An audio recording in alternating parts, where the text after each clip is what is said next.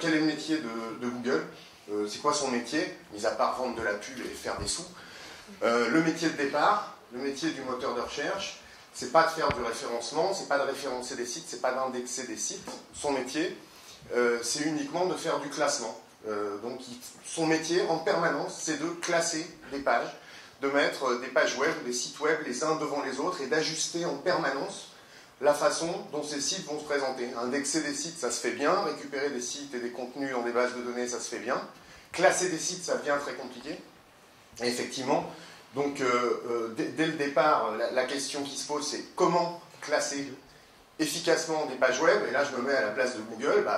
Plus les pages vont être bien classées, on verra ce qu'il y a derrière, mieux ça va être intéressant. Donc évidemment, on ne va pas procéder au hasard. Et le point de départ de Google, et c'est ce qui a fait quand Google est arrivé, moi j'utilisais Alta Vista, j'utilisais Yahoo, donc un moteur d'un côté et puis de l'autre côté un annuaire.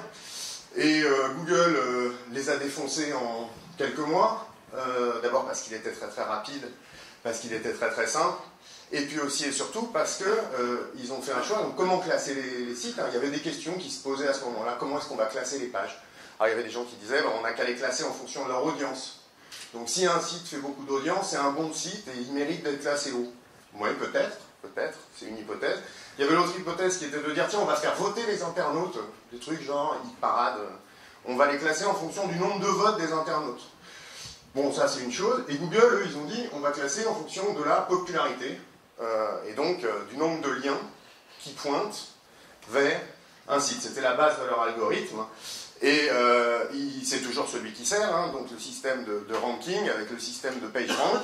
Donc on part du principe qu'à partir du moment où quelqu'un a un site qui est, plutôt qu'il y a des liens qui pointent vers ce site et des liens d'autorité, ça va donner un indice fort de la façon dont on peut le classer. Alors ça c'est une chose. Assez rapidement, il s'est posé des tas d'autres questions. Donc effectivement, le paramètre pour classer les sites, quand vous êtes devant des pages de résultats Google, assez rapidement, si jamais vous pointez vers des pages qui sont très très lentes à s'afficher, vous allez vous dire, oui, Google m'a envoyé vers un site qui est lent, voilà. Alors Google a assez rapidement incité et a commencé à se pencher, alors vous me confirmerez qu'effectivement dans son algorithme, les perfs peuvent jouer un rôle, oui, hein, vous confirmez tous, je ne dis pas de bêtises, là je vais dire je peux en dire. Donc je vais essayer d'en dire un minimum. Et donc essayer d'obtenir des infos sur la vitesse d'affichage, c'est l'internaute. Essayer de renforcer le côté grammaire, structure, conformité au standard. Amener de la structure. Et puis ça c'est le bouton que j'ai là, c'est un truc qui est directement issu de PageSpeed. Voilà, ils essayent de faire en sorte que les sites soient meilleurs aussi pour pouvoir mieux les classer. Ils récupèrent des outils de mesure.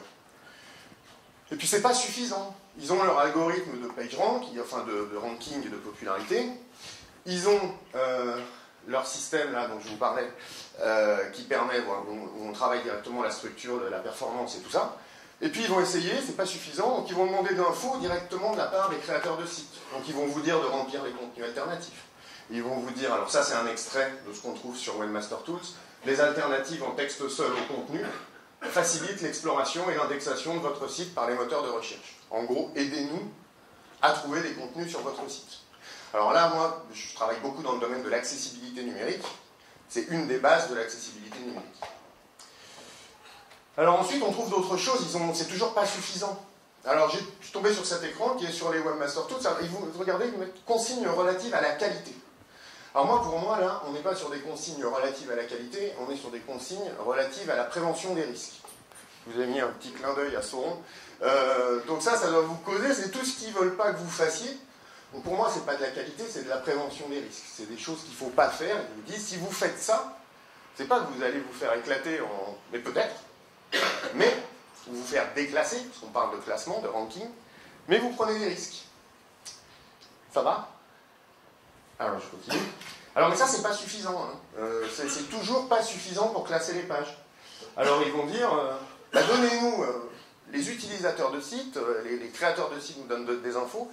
Maintenant on aimerait bien aussi que les utilisateurs en eux-mêmes nous disent et nous donnent encore des outils de classement. Alors bon, après, ils vous disent, alors c'est toujours Google, hein. Google, ils vous disent, on travaille pour vous. Mais en fait, là, il faut traduire ce qui est marqué. Hein. Vous appréciez certaines pages publiées sur le web, montrez-le. Et aidez-nous, s'il vous plaît, à affiner notre classement. Ça, ils ne le mettent pas. Mais vous, vous avez compris. Donc, il y a ce petit bouton Google +1, etc. Voilà. Mais c'est pas suffisant. Donc, ce qu'on va faire, c'est qu'on va dire aux webmasters, mettez un petit tag sur vos pages, et puis on va vous fournir des super outils qui vont vous permettre de bien maîtriser votre audience. Que nous, on puisse utiliser ces données vraiment, dans le fond, pour pouvoir véritablement comprendre ce qui se passe sur un site, pourquoi les gens en partent, pourquoi les gens arrivent, sur quels mots-clés, etc. Ils ne vont pas vous le dire, je ne pense pas, je ne sais pas s'ils le disent d'ailleurs, mais il y a une vraie question qui est comment eux utilisent Google Analytics pour affiner leur classement. Je pense qu'ils le font, je ne sais pas s'ils le font. Ça se fait? Bon, vous me direz, on en posera après. Mais c'est pas suffisant. Donc, il y a ce qu'on appelle les quality raters, ce que j'ai mis, c'est ceux qui sont au fond de la mine. C'est les types là qui... alors là, on parle déjà de qualité. Hein. Ça, c'est un petit bout de leur truc qui font fuiter. On va dire que ce qui fuite, c'est ce qu'ils veulent qu'il fuite. Hein. Bon, il faut arrêter là. Donc ça fuite. Il ne faut pas le voir, c'est très mal.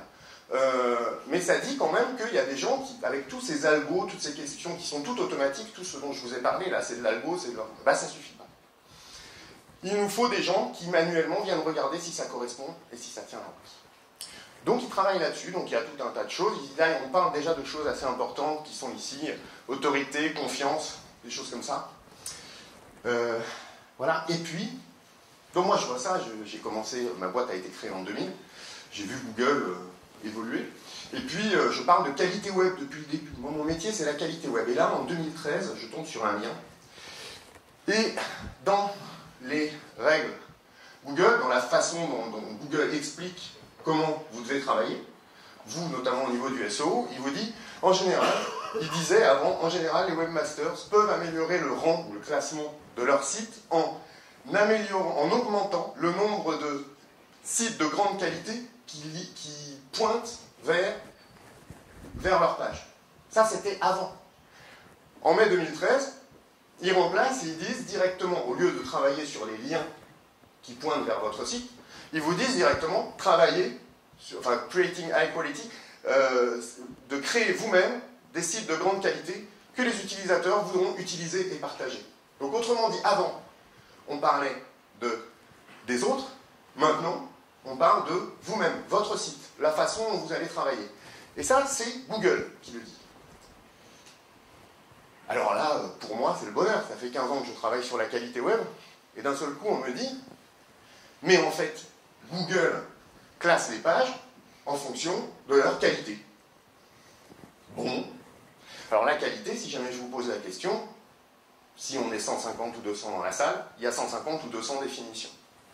Donc, on va essayer de voir ce que ça recouvre. Donc moi, je vous propose une définition qui est directement dérivée d'une définition internationale de ce qu'est la qualité. La qualité web, c'est l'aptitude d'un service en ligne, donc autrement dit le site que vous optimisez, à satisfaire des exigences implicites ou explicites. Donc là, Google, logiquement, s'il veut classer les sites en fonction de leur qualité, en toute logique, il devrait essayer de classer les sites en fonction de leur aptitude à satisfaire des exigences implicites ou explicites. Alors on va aller un peu plus loin. Qu'est-ce que c'est que la qualité web? Donc j'ai produit un modèle en 2001 sur ce sujet, en 5 points. Il y a ce qui se passe, donc c'est un modèle, on l'appelle VPTCS.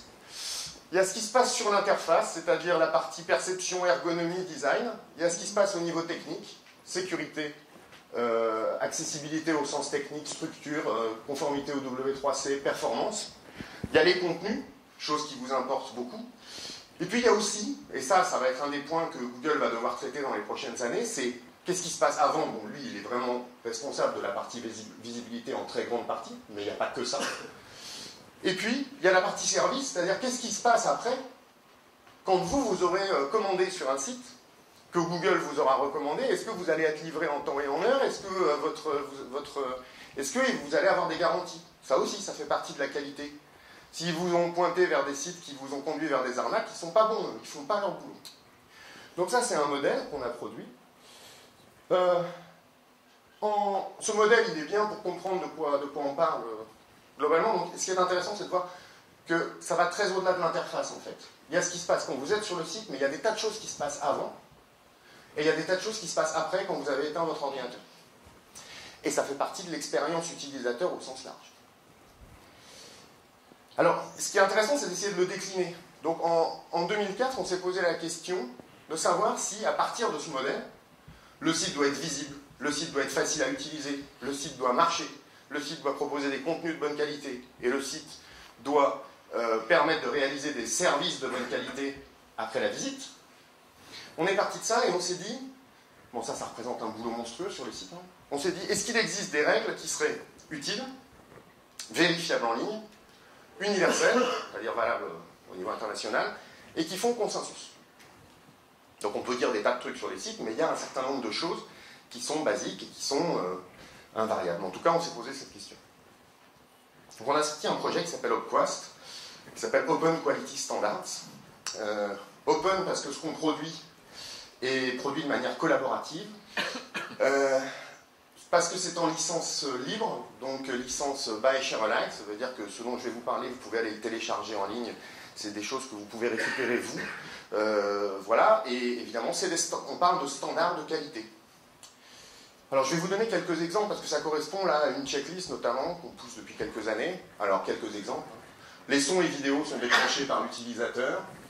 Le format des fichiers proposés en téléchargement est indiqué. Les animations, sons et clignotements peuvent être mis en pause. Donc, en tant qu'utilisateur, c'est des choses auxquelles vous pouvez tenir.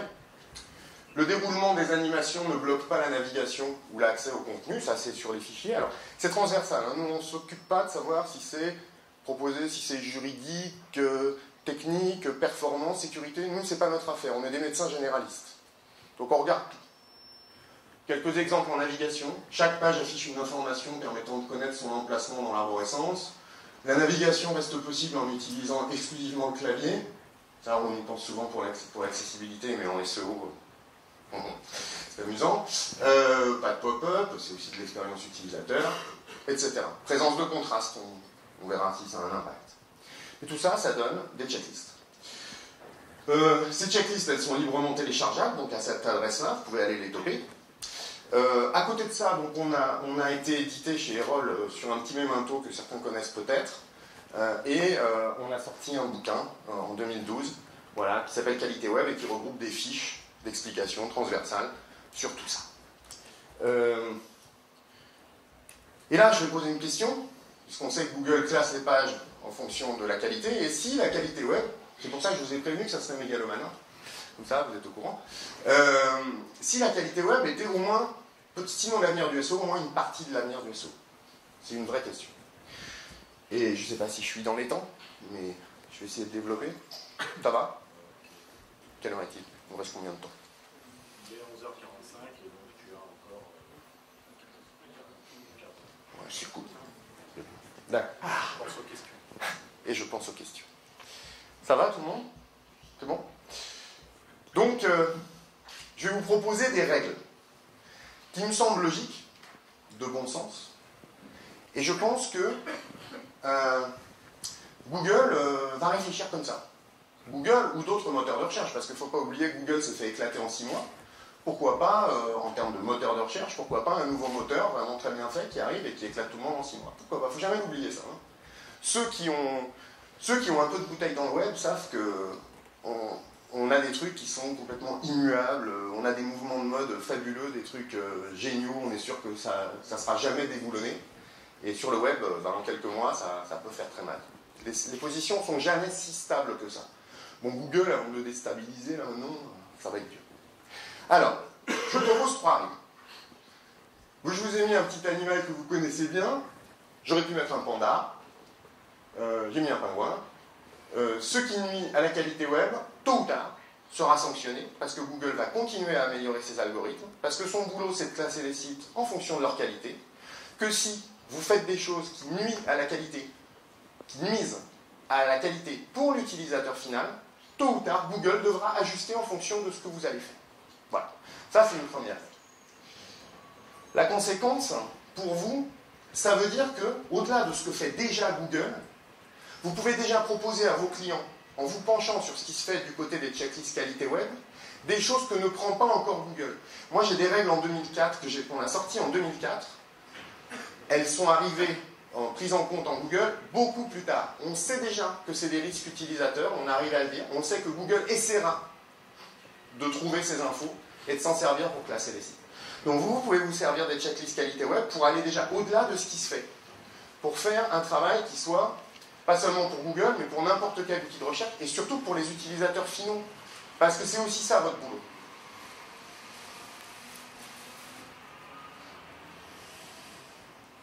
Deuxième règle, tout ce que vous allez faire pour améliorer la qualité des sites pour les utilisateurs aura tôt ou tard des bénéfices en matière de SEO.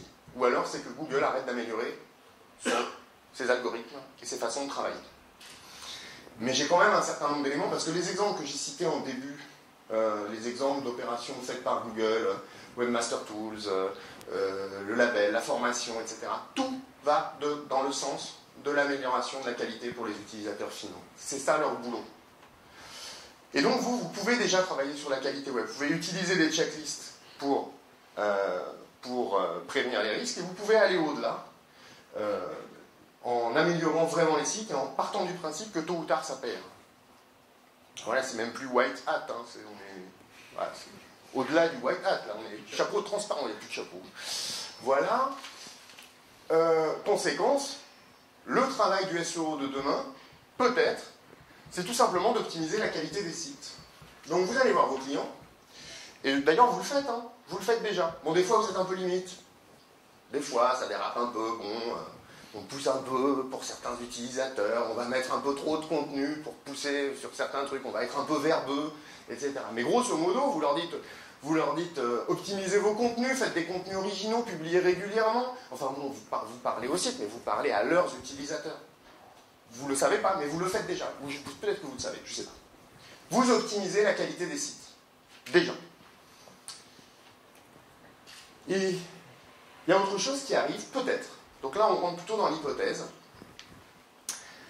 Tout ce qui va pouvoir aider les machines à mesurer la qualité d'un site. Quand je dis les machines, vous pouvez traduire Google. Mais tout ce qui va aider les machines à mesurer la qualité d'un site aura tôt ou tard aussi des bénéfices en termes de SEO. Je m'explique. Quel est le problème des moteurs de recherche, et notamment Google? Google est obligé de déduire des informations sur la qualité des sites. Il regarde les stats, il regarde ce qu'en disent les utilisateurs, il regarde les contenus, il regarde la grammaire, et il déduit de ça un classement. Mais vous savez très bien que sur le web, il y a une grosse partie des choses qui passent en termes de qualité qui ne sont pas du tout liées à des choses mesurables. Il y a des choses que vous faites, des choses qui se traitent de manière manuelle. Et donc, il leur manque des infos. Ils sont obligés de déduire les infos sur la qualité. Donc l'idée serait de leur fournir des informations, à Google et aux autres, sur la qualité des pages. L'idée qu'on est en train de creuser, je vais vous montrer comment, de fournir des déclarations qualité normalisées. Donc eux, ils savent déjà un certain nombre de choses, et on va leur en dire d'autres. On va leur dire, et en plus on a fait ça, et on a fait ça, et on a fait ça, et on a fait ça, on a fait ça, et en plus c'est vérifié, et il y a des tiers de confiance qui sont capables de dire, oui, on a fait ça. Alors, nous, là, je vais vous montrer un exemple. Donc, on a une agence lilloise qui s'appelle Urbilog, qui a fait une évaluation de qualité de son site. Nous, on l'a vérifié, donc ça correspond à une déclaration de qualité en HTML. Donc, elle est disponible ici, voilà, depuis le 19 mars 2014. Urbilog s'est engagé dans une démarche qualité. Là, pour le coup, c'est eux qui l'ont traité.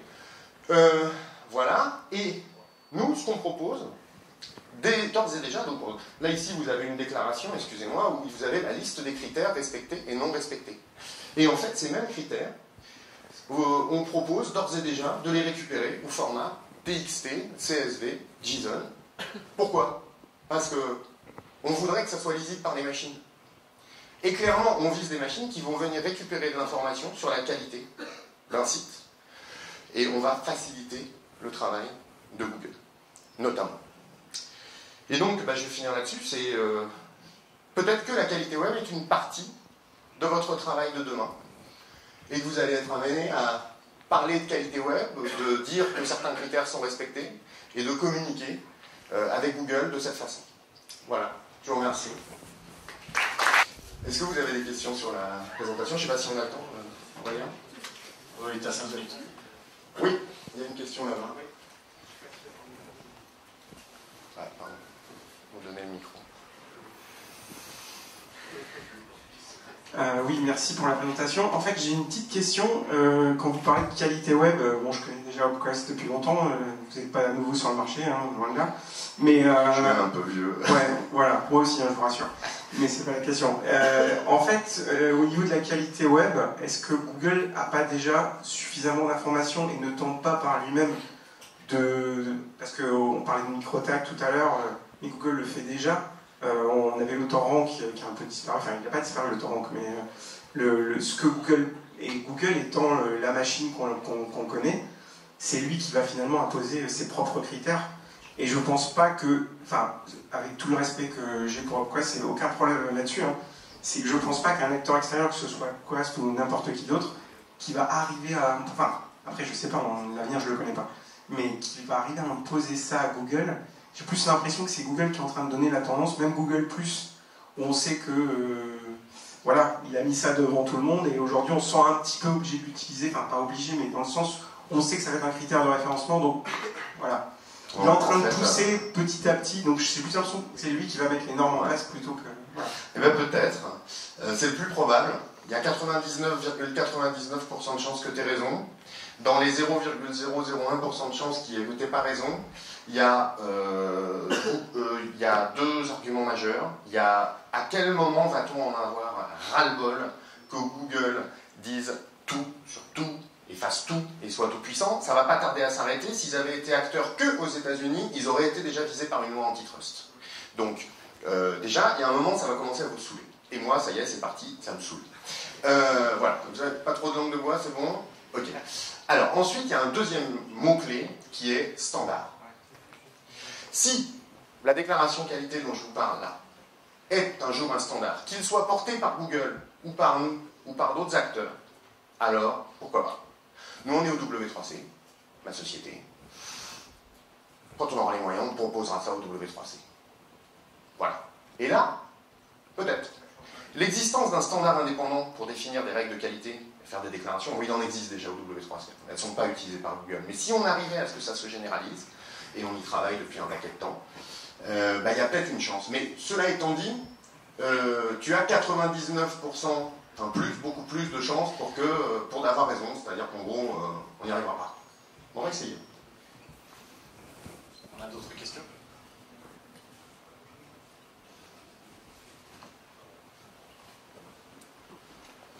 C'est vrai que pour ceux qui connaissent, il y a Google qui a lancé Marchand de confiance, où on peut noter la qualité des sites internet. Ça va pas mal dans ce sens-là. Complètement. En tant que SEO, on voit aussi le pendant inverse. On voit que Google, des fois, on peut avoir un site qui marche très bien, mais qu'on ne référence pas, surtout les e-commerçants. On voit qu'il y en a beaucoup qui s'embêtent à créer des grosses tartines de contenu sur leur page e-commerce qu'ils vont planquer parce que ça ne sert à rien pour l'Internet. L'Internet voit bien les produits, mais le moteur de recherche ne voit rien.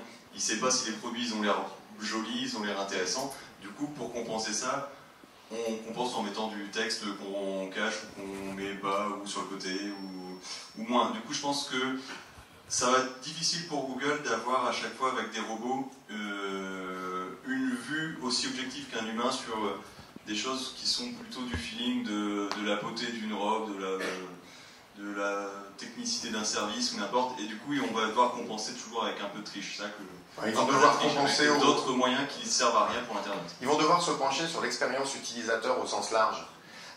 Tôt ou tard, je pense qu'ils seront amenés à essayer de questionner les utilisateurs sur leur vécu sur un site. Et statistiques. C'est-à-dire essayer de dire, voilà, il y a 200 types qui ont utilisé ce site, et il y a 200 types qui m'ont dit que c'était bien, ok, je le surcote. Je le surclasse. Mais on est d'accord, complètement. Il y a d'autres questions? Peut-être un rajout par rapport à ce qu'il disait. Google aujourd'hui commence à savoir décrypter ce qui se passe sur une image. Ouais, c'est assez beau ça. Donc tu commences à avoir une petite fille en train de jouer avec une voiture dans la rue. Mine de rien, c'est quand même une sacrée avec un avancée. gif. Oups, elle se fait écraser. Donc ça c'est le gif. Et paf le chien. Paf le chien. Pardon.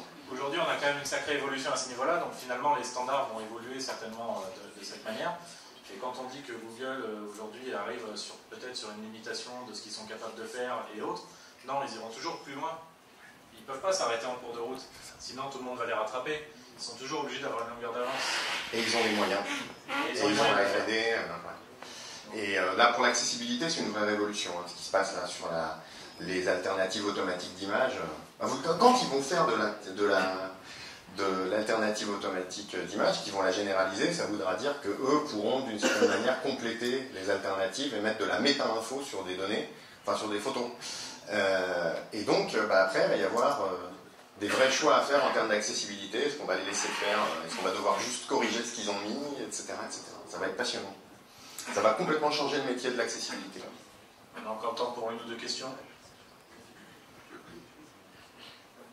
C'est tout?